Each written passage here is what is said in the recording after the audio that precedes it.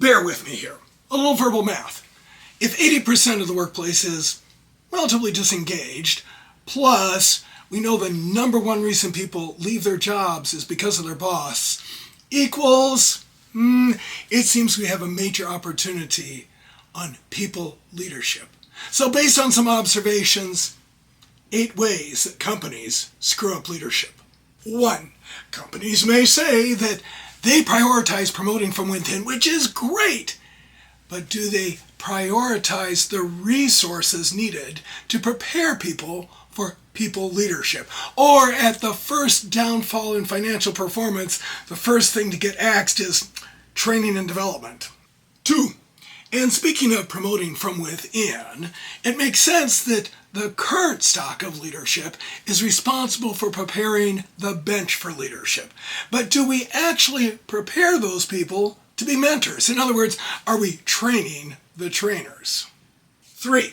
And too often, internally, the only pathway that we provide for professional and compensation growth is to take on the responsibility of leading the workforce, supporting people. And some people just don't want to do that, but we force them to do it anyway.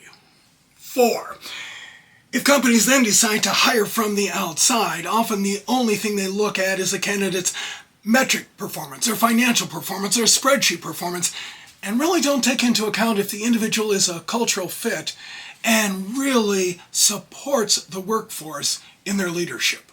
Which leads us to number 5. All too often, companies hire, retain, promote people based solely on financial metrics and completely disregard the individual's ability to support and lead the workforce.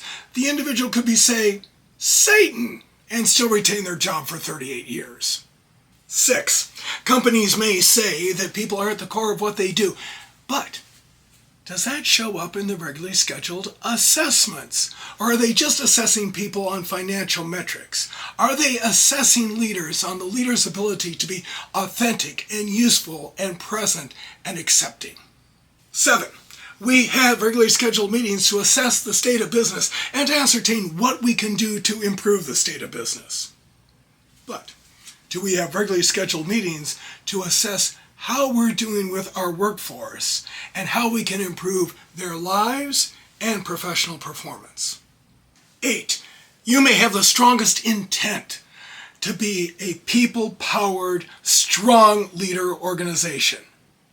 But if it is not modeled, if it is not lived by the very top of the organization's leadership, it ain't gonna happen. The good news here is that it can be remedied.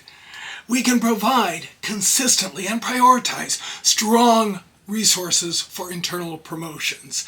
We can look at outside candidates and understand, in addition to a strong metric performance, are they good people leaders?